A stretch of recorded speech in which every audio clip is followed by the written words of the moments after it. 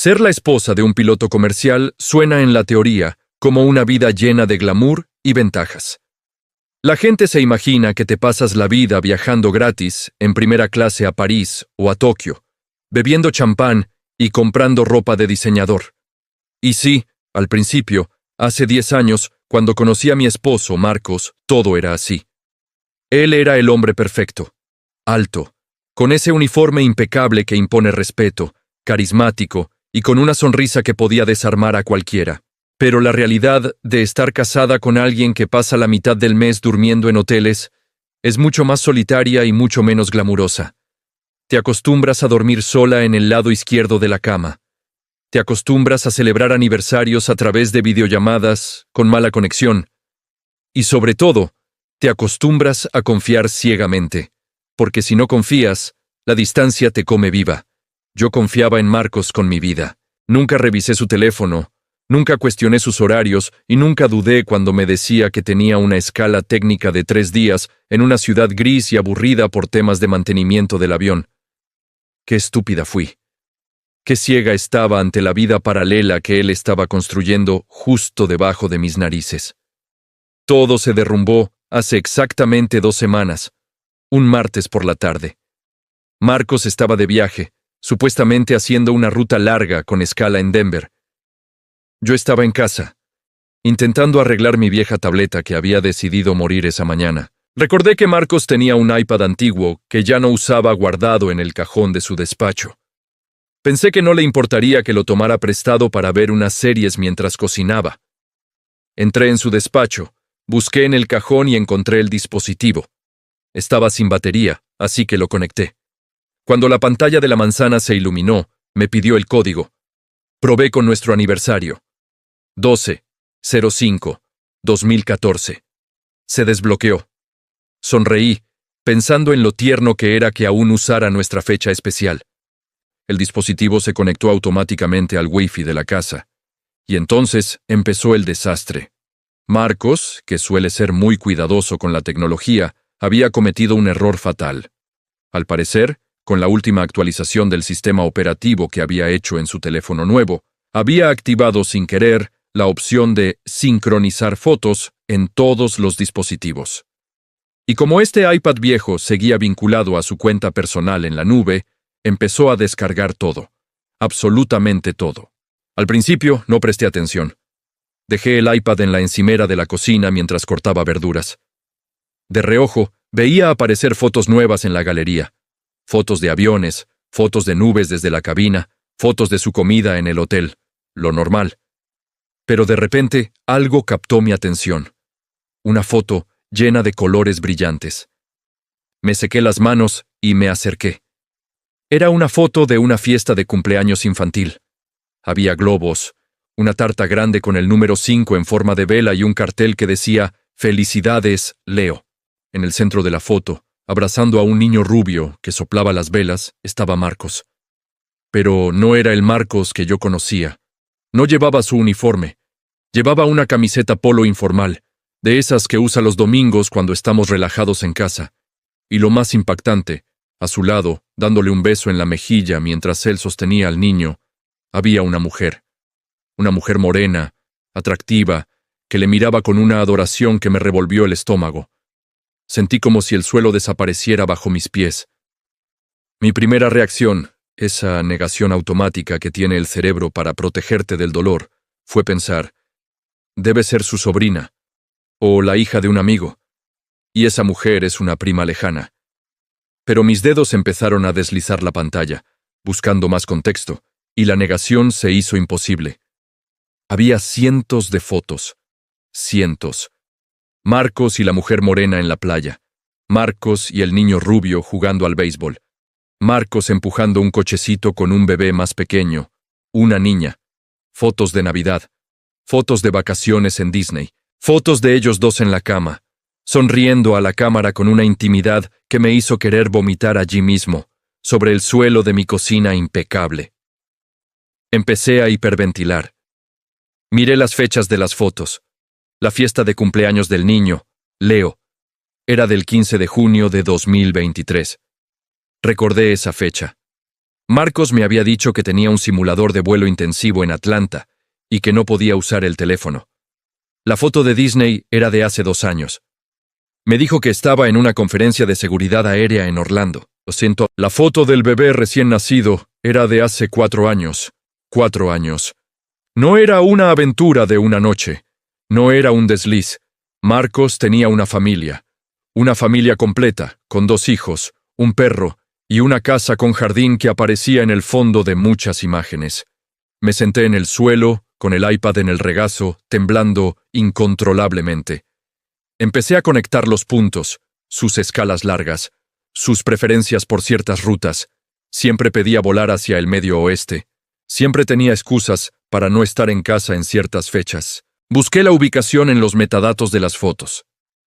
Todas estaban geoetiquetadas en un suburbio residencial de una ciudad a 1500 kilómetros de nuestra casa.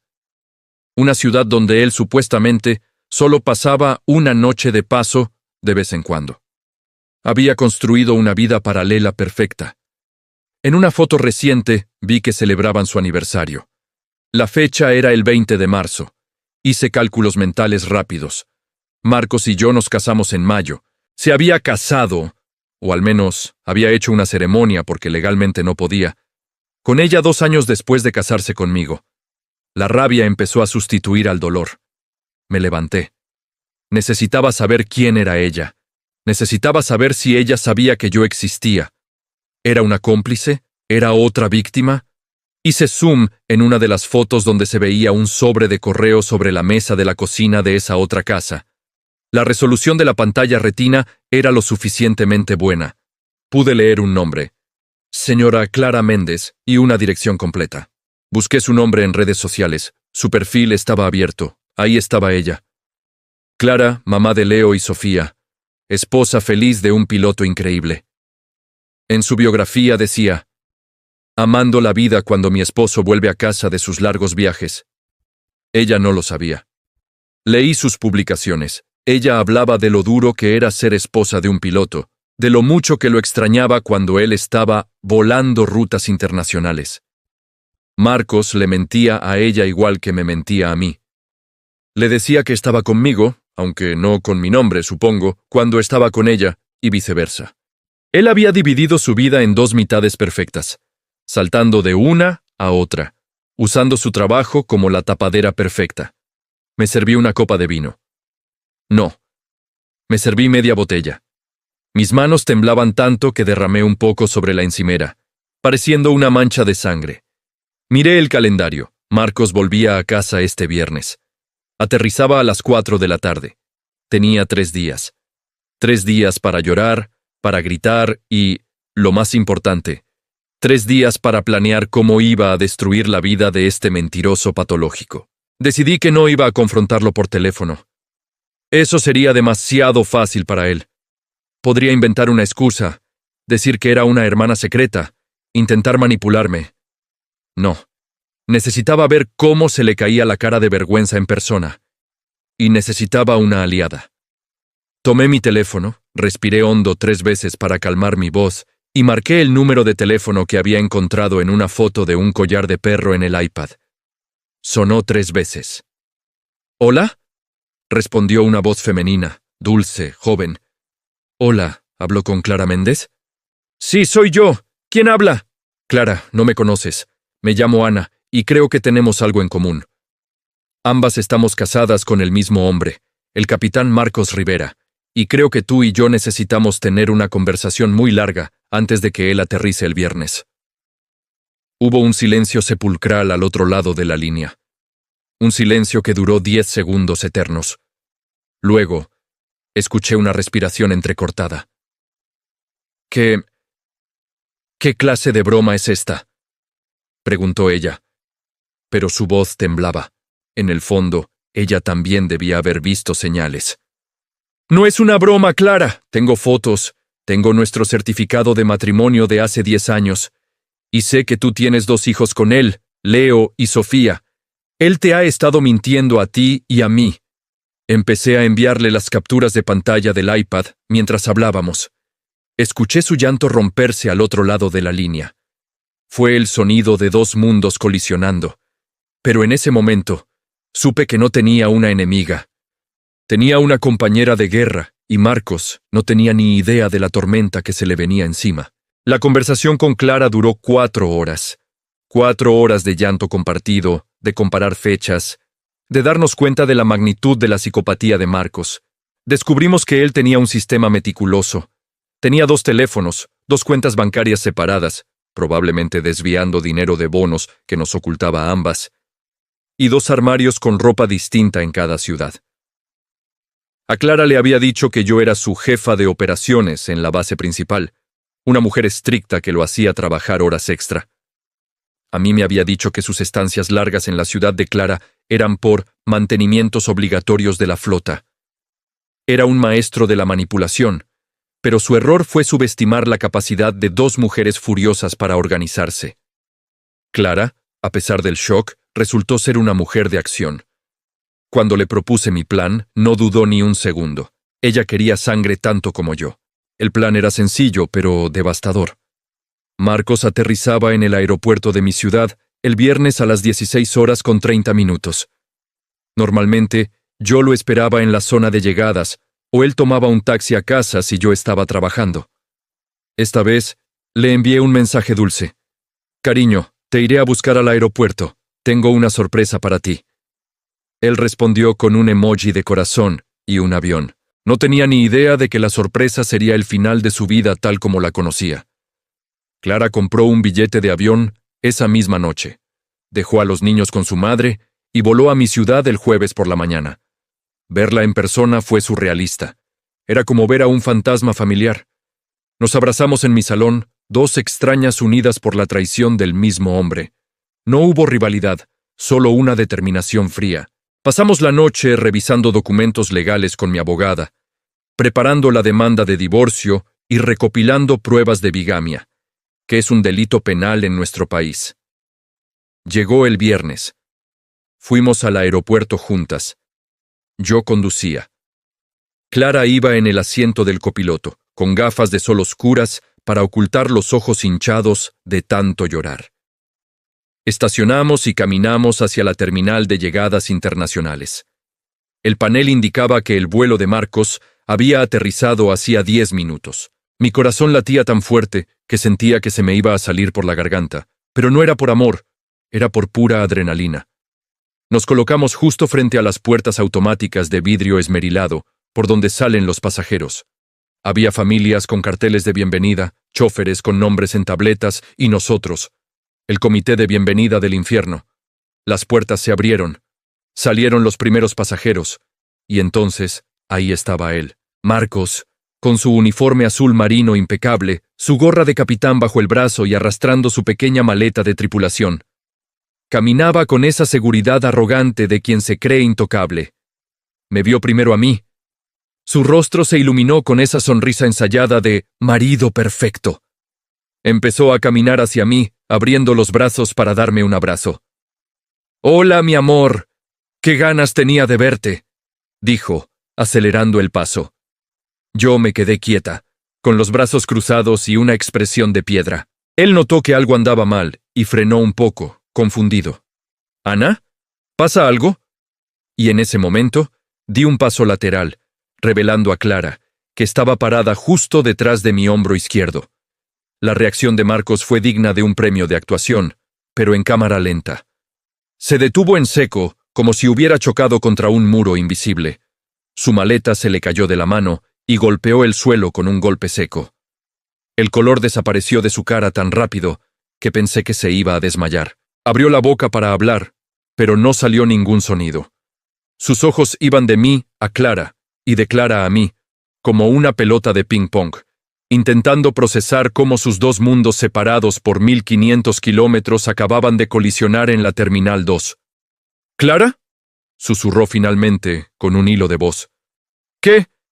¿Qué haces aquí?». Clara se quitó las gafas de sol. Sus ojos eran hielo puro. «Vine a conocer a tu esposa, Marcos. Me dijiste que trabajaba mucho, pero resulta que es encantadora. Hemos tenido mucho tiempo para hablar de tus escalas técnicas». La gente a nuestro alrededor empezó a mirar. El silencio incómodo se expandió como una mancha de aceite.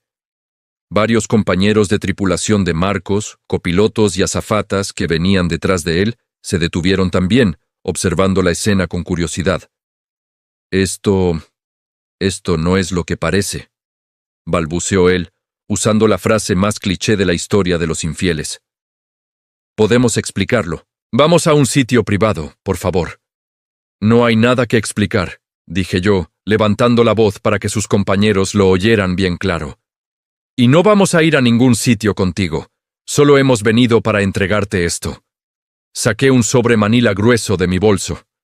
Dentro estaba la demanda de divorcio, una orden de desalojo de mi casa, que estaba a mi nombre, gracias a Dios, y una copia de la denuncia por bigamia que habíamos presentado esa misma mañana ante la policía. Se lo estampé en el pecho.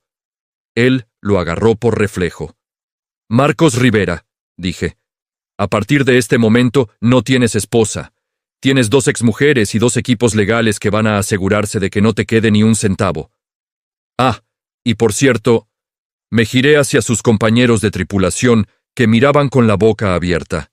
Entre ellos estaba el jefe de base de la aerolínea. Si yo fuera vosotros, revisaría los gastos de viáticos del capitán Rivera. Creo que ha estado cargando cenas familiares y hoteles románticos a la tarjeta de la empresa durante los últimos 5 años. La cara del jefe de base se transformó. Las aerolíneas tienen cláusulas de moralidad y conducta muy estrictas, por no hablar del fraude financiero. Marcos no solo estaba perdiendo a sus familias, estaba perdiendo sus alas. Nos dimos la vuelta y empezamos a caminar hacia la salida, dejándolo allí, pálido, temblando y rodeado de sus compañeros que ahora lo miraban con asco y sospecha. Él intentó seguirnos. «¡Ana! ¡Clara! ¡Por favor! ¡Pensad en los niños!», gritó desesperado. Clara se detuvo, se giró y le lanzó la última bomba. «Estoy pensando en ellos, Marcos. Por eso no voy a dejar que crezcan con un padre mentiroso y manipulador. No te acerques a nosotros. La policía tiene todas las pruebas». Salimos del aeropuerto sintiéndonos más ligeras que nunca. Han pasado 6 meses desde ese día. El divorcio fue rápido y brutal. Marcos perdió su licencia de piloto tras la investigación interna de la aerolínea que confirmó el fraude de gastos. Ahora trabaja como conductor de transporte privado, viviendo en un apartamento estudio alquilado porque el juez nos dio la mayoría de los activos para la manutención de los niños y compensación por daños emocionales. Clara y yo seguimos en contacto. No somos mejores amigas, porque la situación es demasiado dolorosa, pero nos apoyamos. Ella es una gran madre y sus hijos merecen algo mejor. A veces, pienso en cómo una simple actualización de iPad destruyó una mentira de una década. La tecnología es peligrosa, pero la verdad siempre encuentra una grieta por donde salir. Marcos creyó que podía volar por encima de las reglas, pero se olvidó de que, tarde o temprano, todos tienen que aterrizar. Y su aterrizaje fue forzoso. Esta ha sido la historia de cómo desmonté la doble vida de mi esposo. Si alguna vez tenéis una intuición o veis una foto extraña, investigad. No os quedéis con la duda. Vuestra paz mental vale más que cualquier matrimonio de apariencia. Espero que hayáis disfrutado viendo caer a este sinvergüenza tanto como nosotras. Si queréis ver más historias donde la justicia llega de formas inesperadas, haced clic en el video que aparece ahora en vuestra pantalla. Os aseguro que el siguiente caso os dejará helados. Nos vemos allí.